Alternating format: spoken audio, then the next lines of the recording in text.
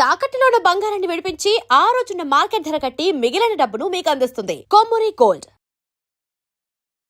నమస్తే. ఓం గం గణపతయే నమః. స్వర్ణలక్ష్మి నమస్తే అస్తు. పరబ్రహ్మ స్వరూపిణి రాజ్యం దేహి ధనం దేహి సర్వకామాంచ దేహి మే.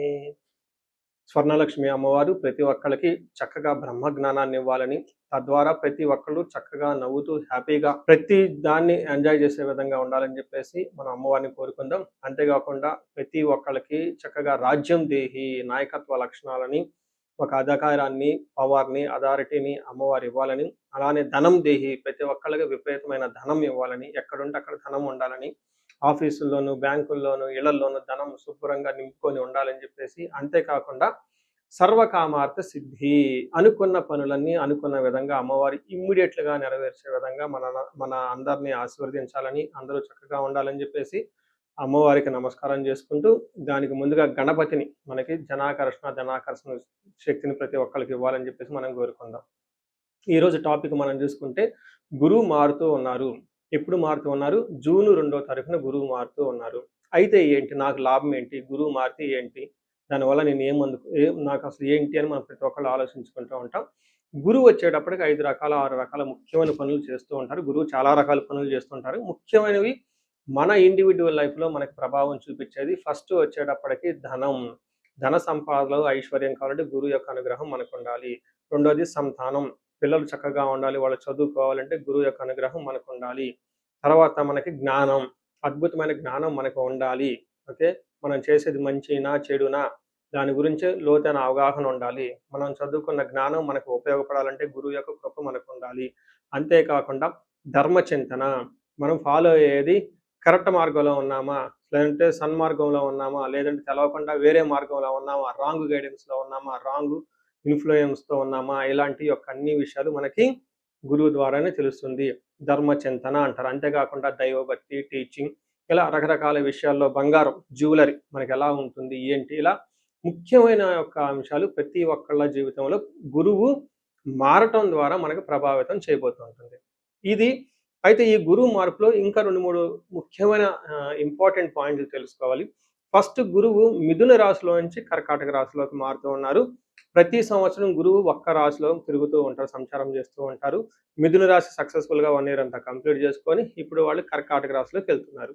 అయితే కర్కాటక రాశిలోకి 12 సంవత్సరాల తర్వాత వచ్చి ఉన్నారు కాబట్టి ఈ యొక్క కర్కాటక రాశిలో గురు సంచారం చాలా ముఖ్యమైనది. ఎందుకంటే కర్కాటక రాశిలో గురువు ఉచ్చ స్థానంలో ఉన్నారు.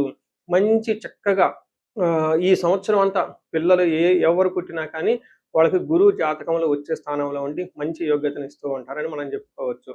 సో ఈ యొక్క ఉచ్చ స్థానంలో ఉన్న గురువు సంపూర్ణమైన ఫలితాన్ని, చక్కటి ఫలితాన్ని ప్రతి ఒక్కరికి ఇస్తూ ఉంటారు. అయితే వాళ్ళ యొక్క ప్రభావం 12 మనుషుల మీద ఉంటుంది.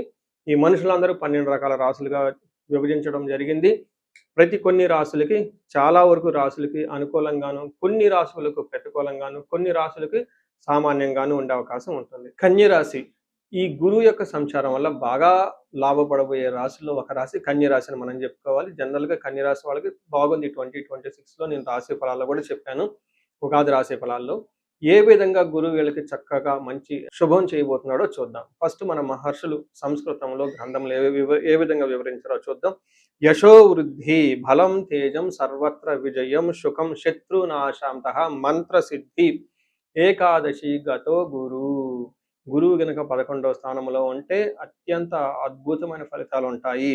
ఏంటది? యశో వృద్ధి, మీకు కీర్తి ప్రతిష్టలు చాలా బాగుంటాయి. రెండవది బలం, శారీరకంగా చాలా బలంగా ఉంటారు. తేజస్సు, మీ ముఖం చాలా కాంతివంతంగా కలకలలాడుతూ ఉంటుంది. సర్వత్ర విజయం, మీరు పట్టుకున్న బంగారం ప్రతిదీ మీకు కలిసి వస్తుంది. ఎంత మంచి టైం మీకు మళ్ళా కన్య రాశి వాళ్ళకి 12 సంవత్సరాల తర్వాత వస్తుందని గుర్తుపెట్టుకోండి.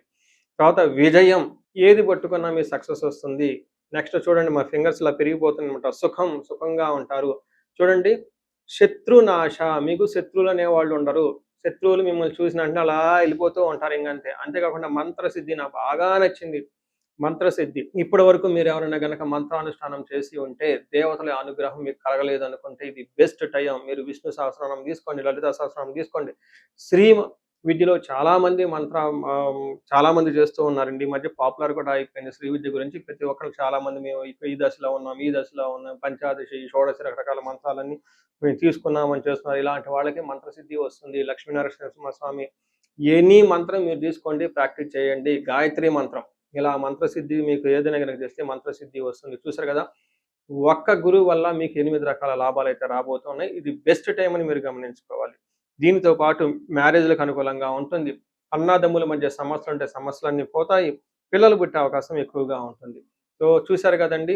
ఈ రాశి వాళ్ళకి గురువు ఎంత చక్కటి బెనిఫిట్‌లయితే మీకున్నాయని ఈ టయాన్ని మీరు సద్వినియోగం చేసుకుంటే మీకు ఇంకా చాలా బాగుంటుంది. ముఖ్యంగా హైయర్ ఎడ్యుకేషన్‌లో ఉన్న వాళ్ళకి, ప్రమోషన్స్‌లో ఉన్న వాళ్ళకి, మేనేజ్‌మెంట్ పొజిషన్‌లో ఉన్న వాళ్ళకి, రాజకీయ నాయకులకి, తర్వాత ప్రజల మీద వాళ్ళ హితం కోరి వాళ్ళకి మంచి చేయాలి అని మీకు ఎవరికైనా ఒక సత్సంకల్పం ఉన్న వాళ్ళకి చాలా చక్కగా ఇది కలిసొచ్చే టైం. అంతేకాకుండా ఎవరైనా ఆశ్రమాలు పెట్టుకోవాలి, హోమాలు చేపించుకోవాలి, యజ్ఞాలు చేపించుకోవాలి. వీళ్ళందరికీ చాలా కలిసొస్తుంది. పీహెచ్‌డీ చేయాలి, పీజీ చేయాలి. ఇలాంటి వాళ్ళకి చాలా బాగా కలిసొస్తుంది. ఇంకా ఈ రాశిలో ఉన్న వాళ్ళకి డాక్టర్ అయ్యే అవకాశం చాలా ఎక్కువ మంది ఎవరైనా ట్రై చేస్తూ ఉంటే గురు బలం వల్ల చక్కగా డాక్టర్ అయ్యే అవకాశం కూడా చాలా ఎక్కువగా ఉంటుంది. సో, చూసారు కదండీ! 12 సంవత్సరాలకి మరలా వచ్చే అవకాశం మీకు ఇప్పుడొచ్చింది. చక్కగా దీన్ని ప్రతి ఒక్కళ్ళు సద్వినియోగం చేసుకోవాలని కోరుకుంటున్నాను. ఇన్ కేస్ మీరు ఇండివిడ్యువల్ లైఫ్‌లో ఏదైనా ప్రాబ్లమ్ అని మీకు అనిపిస్తే ఒక్కసారి ఖచ్చితంగా మీరు జాతకం చూపించుకోవటం అవసరం. జాతకాన్ని 2 సార్లు చూపించుకోవాలి. ఒకటి మనం అత్యంత అద్భుతంగా ఉన్నప్పుడు జాతకం చూపించుకోవాలి. అత్యంత కొంచెం ఇబ్బందుల్లో ఉన్నప్పుడు కూడా జాతకం చూపించుకోవడం చాలా అవసరం. మీకు అష్టైశ్వర్యాలు కలగాలని చెప్పేసి నేను కోరుకుంటున్నాను. సో, చూసారు కదా! గురువు ఈ రాశి వాళ్ళకి ఎలాంటి అనుకూల ప్రతికూలాలు ఫలితాలు తీసుకొని వస్తున్నారు, అనుభవంలోకి రాబోతున్నాయో ఈ జూన్ నుంచి 2027 జూన్ వరకు, 2026 జూన్ నుంచి 2027 జూన్ వరకు ఎలాంటి ఫలితాలు ఉన్నారో మనం తెలుసుకుందాం. అయితే గురువు యొక్క అనుకూల ప్రభావం మన మీద ఉండటానికి మనం కొన్ని రకాల పరిహారాలను ఖచ్చితంగా చేసుకోవాల్సి ఉంటుంది. ఒకటి, గురువుకి సంపూర్ణ శాంతి పూజలు చేసుకోవాలి. సంపూర్ణ శాంతి పూజలు అంటే ఏంటి? చాలా మందికి అవగాహన ఉండదు.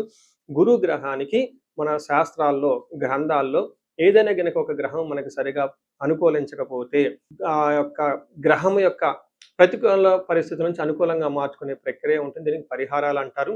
మనకి శాస్త్రాలు ఏ విధంగా చెప్పారంటే గురువుకి జప సంఖ్య 16,000 సార్లు చేయాల్సి ఉంటుంది. అధిదేవత, ప్రత్యధి దేవత ఇంకొక 3,000, 2,000 సార్లు చేయాల్సి ఉంటుంది. సుమారుగా గురుగ్రహానికి ఇటు అటుగా ఒక 20,000 సార్లు జపం చేయాల్సి ఉంటుంది. అలానే గురుగ్రహానికి తర్పణం చేయాల్సి ఉంటుంది, గురుగ్రహానికి దానం చేయవలసి ఉంటుంది, గురుగ్రహానికి హోమం చేయవలసి ఉంటుంది.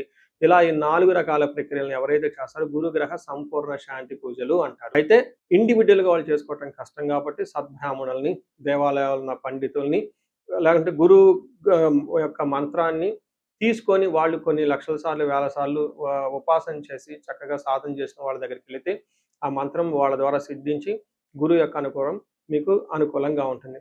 ఇది కాకుండా గురువుకి సంబంధించిన దేవాలయాలు అంటే మేధా దక్షిణామూర్తి కానివ్వండి, లేదంటే హయగ్రీవ సంబంధించిన దేవాలయాలు చక్కగా విజిట్ చేయటం చాలా మంచిది. ఇంకా ముఖ్యంగా గురు గ్రహం యొక్క శాంతికి మీరు ఆశ్రమాలు చక్కగా విజిట్ చేయొచ్చు. భగవద్గీత, పురాణాలు, వేదాలు, వేదాంతాలు ఇలా యాన్షియంట్ స్క్రిప్చర్స్ పురాతనమైన గ్రంథాలను తెలుసుకొని అర్థం చేసుకుంటే చాలా బాగుంటుంది. గురుగ్రహ శాంతి గురించి ఇంకొకటి ముఖ్యమైనదంటే మీకు చదువు చెప్పిన గురువుల్ని వాళ్ళ దగ్గర ఆశీర్వాదం తీసుకోవడం చాలా ఇంపార్టెంట్. సాధువుల్ని, తర్వాత మీ ఇంటికి ఎప్పటి నుంచో అనాదిగా ఉన్న పురోహితులు, బ్రాహ్మణులు వాళ్ళు మీకు మంచి చెడు చెబుతుంటారు. అలాంటి వాళ్ళని మీరు సత్కరించడం, గౌరవించడం, వాళ్ళకి దక్షిణలు ఇవ్వటం ఇవన్నీ చేస్తే గ్రహం యొక్క అనుకూలం మీకు అనుకూలంగా ఉంటుంది. అంతేకాకుండా గురువు యొక్క అనుకూలమైన పరిస్థితులకి మీరు గురువులకు సంబంధించిన దత్త చరిత్ర చదువుకోవటం ఇంకా చాలా బాగుంటుంది.